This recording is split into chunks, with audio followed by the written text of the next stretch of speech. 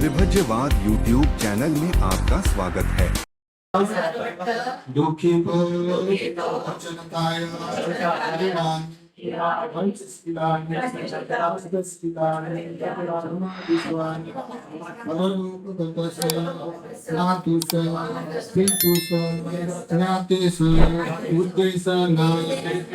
सम्यक संबुद्धस्य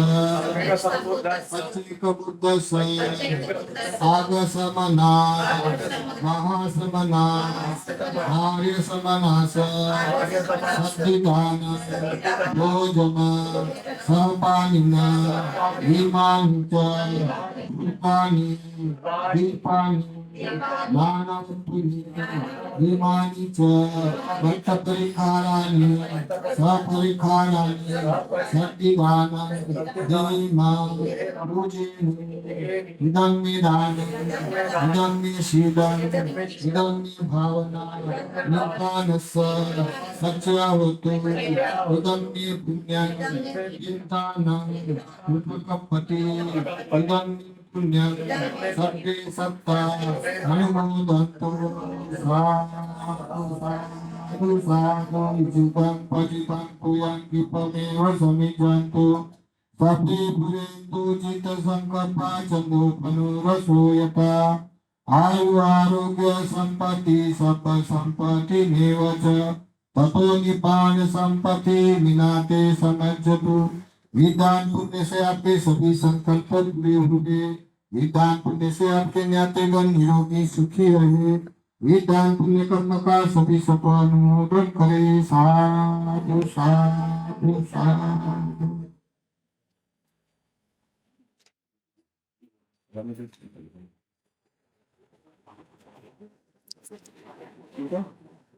तस् भगवतो अरहतो सम्मा सम्बुद्धस्स नमो तस् भगवतो अरहतो सम्मा सम्बुद्धस्स नमो तस् भगवतो अरहतो सम्मा सम्बुद्धस्स दानं ददन्तु सद्दाय शीलं रक्षन्तु सर्वदा भावनाभिरता होन्तु गच्छन्तु देवतागता साधु साधु साधु।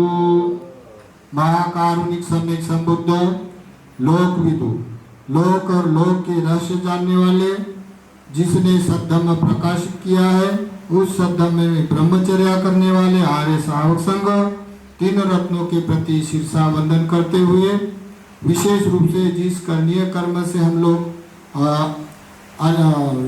यहाँ विहार में विद्यमान है इस पुण्य कर्म का स्रोत डॉक्टर बाबा साहब अम्बेडकर हमारे कल्याण मित्र उनके गुणों का गौरव करते हुए उनके धम्म क्रांति में समर्पित विशेष रूप से आज सुदिन ये सुपुत्र का आज वार दिन के निमित्त पुण्य अर्जित करने के लिए उसकी भगिनी एवं उसकी भगिनी के और धर्मवान धर्मचारी दायक लोग ये उनके पुण्य में भाग लेते हुए अपने अपने घरों से कुछ दान सामग्री लाते हुए सभी लोग ये दान के पुण्य में भागीदार है। इस पुण्य का सभी अवसर उसको सुदन को मिलेगा तो इन सब के प्रति मंगल कामना करते हुए आज का दान का अनुमोदन करते हैं। तो बोला गया है दानम ददन्तु सद्दाय जैसे कि समझो जो कोई मनुष्य दान देता है दान एक ऐसा शब्द है जो सभी क्रिया में समाविष्ट होता है तो ये श्रद्धा उसकी दिखाई देती है श्रद्धा दानम ददन्तु सद्दा तो श्रद्धा ये हेतु है उसका इसी कारण दान देता दान का मतलब त्याग त्याग का किसना जो अपनी चेतना का त्याग जो जिसके अंदर लोभ है जिसके अंदर द्वेष है उसके अंदर मोह है ये तीनों जो अज्ञानता से भरे हुए हैं उसका दान करता है सबसे पहले चेतना दान तो कुशल चेतना से वो दान कर्म करता है तब उसका विश्वास हो जाता है तीन रत्नों के प्रति समर्पण बतलाता है उसका विश्वास गंभीर होकर वो विश्वास देकर अपना वाला निश्चित स्वरूप को विश्वास करते हुए दान देता है दान देने के बाद शील रखन्तु सबदा उनका आचरण का रक्षण हो जाता दान देने से शील रखन्तु सबदा भावना विरता होन्तु यानी इतना वो विपुल भावना से विभोर हो जाता है महाकुशल चित्त से उसमें स्मृति में कोई ऐसा विचार उत्पन्न नहीं होता संदेह उत्पन्न नहीं होता केवल दान देने में समर्पित रहते हुए उसका महाकुशल चित्त में वो समावर्जन आवर्जन करते हुए पंचम ध्यान चतुर्थ ध्यान अपने अपने गति पा लेता है। जब पा लेता है उस विद्यमान स्थिति में बोला गया भावना विरता बंतु, ऐसा भाव विभोर होके गच्छन्तु देवता गता, ऐसा भाव विभोर होने वाला जो वेद ही धर्म है वो देवता गति को प्राप्त हो जाता है। जीवन पने भी अपने में वो गति को सुख को प्राप्त करता है और मरने के बाद भी वो देवता गति को प्राप्त होता है। ऐसा उस ये गाथा का बोलने का अर्थ है। तो सबसे पहले इस संसार में जितना भी धन होगा, जितने भी खनिजे रत्न होंगे, इससे ज्यादा और महत्व का धन होता है जो कोई चुरा के नहीं ले जा सकता है। बाकी जितने भी रत्न धन है जमीन है सब चुराने वाले होते, लेकिन जो रत्न है हमारे पास जिसे कर्मीय कर्म करता है, ये बीज है, ये श्रद्धा है, ये कोई भी चुरा सकता नहीं, ये अपना धन होता है। तो ये धन श्रद्धा कोई सादी श्रद्धा नहीं होती है। पहले हम श्रद्धा से दो भाग बंटवारा करेंगे दृष्टि विभिन्नता से। एक होता है लौकिक श्रद्धा, दूसरी होती है लोकोत्तरी श्रद्धा। लौकिक श्रद्धा में प्रज्ञा नहीं होने से ये बलवती नहीं होती है श्रद्धा। बलवती होती है, बहुत बलपूर्वक को पूरे चक्र में चक्रवाल में अरूप ध्यान से न जाने कितनी विद्यमान हो जाता है, तो बलवती होती है, लेकिन फलवती नहीं होती लौकिक धर्म की जो श्रद्धा। लौकिक धर्म में आकार में श्रद्धा होता है, तो ये बलवती होती है, फलवती होती है, यानी बल भी रहता है और फल भी देता है, क्योंकि उसका प्रज्ञा का क्षेत्र होने से ये फल देने वाली श्रद्धा होती है। ये दो प्रकार की श्रद्धा मूल, तो जो मूल श्रद्धा लौकिक श्रद्धा को अमूलक श्रद्धा बोलेगा और जो लौकिक को आकार में श्रद्धा बोलेगा। बाद में जो मार्गगामी होने के लिए जो अपदान लगता है उसकी श्रद्धा आगम श्रद्धा होती है। आगम श्रद्धा यानी न जाने जहां से बीज गिरा गया है वहां से वो चालू हुई है।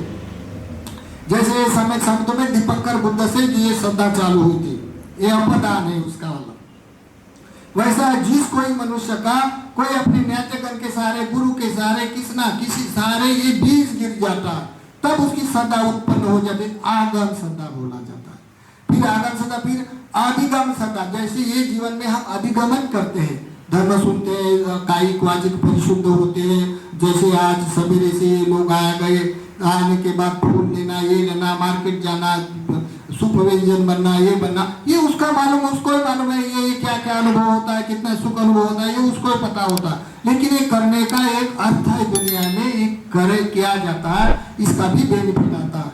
तो ये सदा अधिगम श्रद्धा है।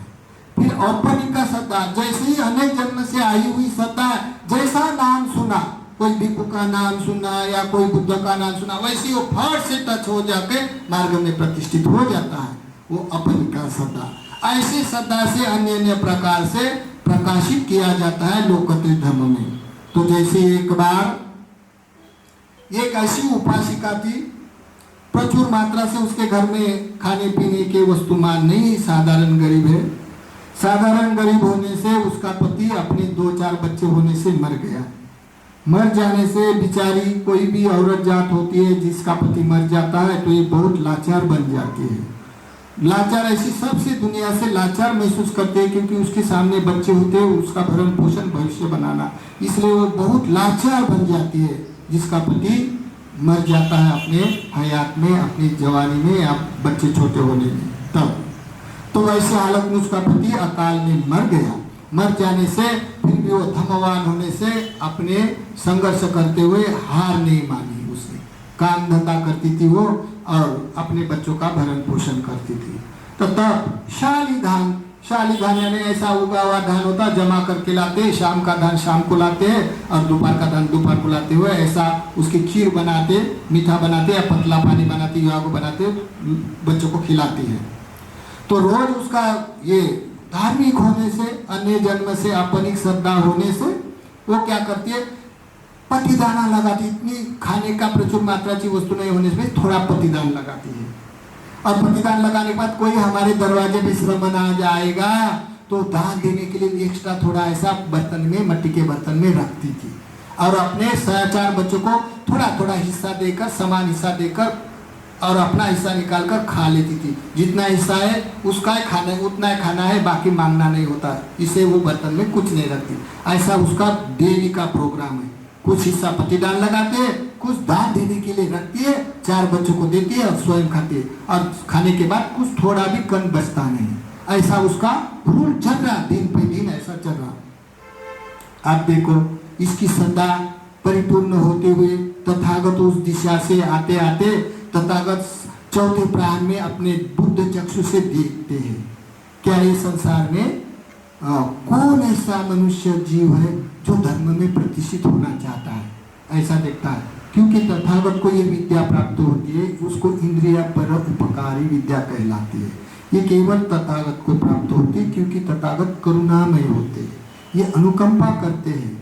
तो इसी कारण उसने तथागत ने 4 बजे अपने दिव्य बुद्ध चक्षु से देख कर बोलते हैं, ये उपासिका ना आज धर्म में प्रतिष्ठित हो जाएगी। बड़ी हालत भोग रही है, बड़ी गरीब है, ऐसा तथागत ने जान लिया। देखो, जान लिया तब तथागत ने अपना पात्र चीवर लेके उस गांव में, उस गली में आ रहे। अभी इसका उस दिन का भोजन का समय हो गया, भात पक गया। उसने अपना जो श्रमणों को, बच्चों को थालियां सजाया, सबको दे दिया और देने के बाद पतादान लगाया। लेकिन श्रमणों को रखने की, दान देने की जो इच्छा थी, इच्छा रोज करती थी, वो भूल गई। देखो मार कैसा होता। उस दिन उसने श्रमणों के लिए दान नहीं रखा, और सब नहीं रखने के बाद क्या हो गया, फिर सब बच्चे ने अपना बर्तन चाट चाट के खा लिया अल्प होने से, और बर्तन धोने के लिए वैसे बाहर आ गई वो। अभी देखो कितने जन्मों से उसने दिखा है बुद्ध को जानते हुए, बुद्धानुस्मृति करते हुए, उपासिका है, और तथागत एकदम से उसके आंगन में दिखता है। ऐसा देखते हुए उसकी वाली स्मरण भूल गई, वो उसकी वाचा बंद हो गई। अब उसका हाथ हिलने लग गया। हाथ हिल, मैं करूं तो क्या करूं, अंदर जाओ, दान दूं का, तथागत का आवा भगत करूं का, जलदान से, उदक पानी से उनका स्वागत करो। ऐसा करके उसका विचलित होकर उसको सूझ नहीं रहा। तथागत जान रहे कि इसके बदले ऐसी बात हो गई।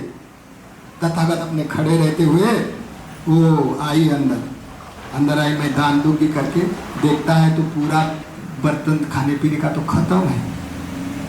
और मैंने आज बोलते दान देने की जो बर्तन रखता था दान श्रमणों को, आज कुछ नहीं रखा। उसको बहुत पश्चाताप हुआ। फिर बोलती है, मेरे कोई मटके में कोई चावल वावल होगा, देखने को जाता है, ये मटका उकलती है, ये मटका उकलती है, जहाँ जहाँ स्थानों में वस्तु होती है वो उकलती है, कुछ नहीं मिलता है। तो हैरान हो के वो बुद्ध के पास आती है, भगवान रुको, मैं जल्दी लाती हूँ। देखो नहीं बोल सकते, जल्दी लाती हो बोलते, घर में जाती है, अंदर घर में जाती है, बाहर आती है, और फिर बोलते भगवान रुको, मैं जल्दी लाती हूँ। ऐसा बोलते जाती है, आती है, फिर क्या होगा, उसको सूझा नहीं। उन्होंने क्या किया, अपने जो खाली मटके थे ना सामान रखने के, बर्तन धान्य रखने के, वो एक एक मटका ला के तथागत के पास ला के रखती है। भगवान ये आपका है, मैं जल्दी लाती हूँ। ऐसा बोलते उसने जितने भी मटके थे उसके घर में सब तथागत के पास आके रख दिया। देखो तथागत के पास ला के रखने के बाद तथागत जानते हैं, तथागत स्थायी को स्थायी को, स्थायी को स्थायी स्थान पे जानते हैं तथागत। जब तथागत कुछ ना बोलने के बाद ये जो भगिनी थी अपना हाथ जोड़ के रोने लग गई, बोलते हैं भगवान ये सब आपका है, लेके जाओ। तब तथागत ने जानने के बाद बोलते हैं, भगिनी तू रोज उपासिका दान देने वाली है, आज भी दान करो। ये बोलते भगवान ये तो सब आपका ही दान है, मैंने दे दिया, लेके जाओ, मेरा दान का अनुमोदन करो। तो भगवान बोलते हैं, उपासिका घबराओ मत, तुम अपना आंख बंद करके मैं भोजन दान दे रही हूँ ऐसा मन बनाओ, और अपने आंगन की मट्टी थोड़ी ले लो और मेरे पात्र में डालो। वैसे वो ज्यादा रोने लग गई।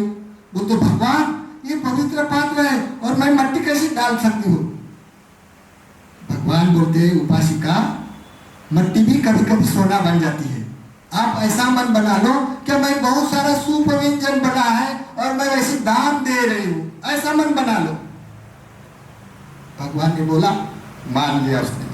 फिर उसने मिट्टी लिया, आग बंद कर दिया और भगवान के पात्र में वो मिट्टी डाली। जैसे आंख बंद करते हुए उसको सूप व्यंजन का ऐसा सुगंध आ गया। जितने भी सूप व्यंजन होते खाने पीने के, उसके अपने अपने गंध होते हैं, तो सब गंध आ रहा है, ऐसा बहुत सुंदर सुंदर आ रहा गंध। तो आंख उठाकर देखती है तो जितने भी मटके थे सभी मटके में अन्न पान, सभी वस्तु से खान पान से भरे हुए मटके दिखाई देता है उसको। तब वो हाथ जोड़ के तथागत उसके दान का अनुमोदन करते हैं। ऐसी आंख बंद करते रहते हुए वो धर्म में प्रतिष्ठित हो गया। सोतापन्न का साक्षात्कार वही कर दिया उसने। स्रोत में गिर गई वो, अभी उसके 7 ही जन्म वाले हो। तब उसने भावना में रहते हुए आंख बंद करते करते तथागत अपने पैर निशान करते हुए चले गए। चले जाने के बाद ये देखती तो तथागत अंतर्ध्यान हो गए। ऐसे करते करते ये उसकी आई हुई आगम श्रद्धा अभी फलदायी हो गई। जिसके करणीय कर्म करते हैं अन्य अन्य जन्म से, ये करने का फल उसको मिल गया है।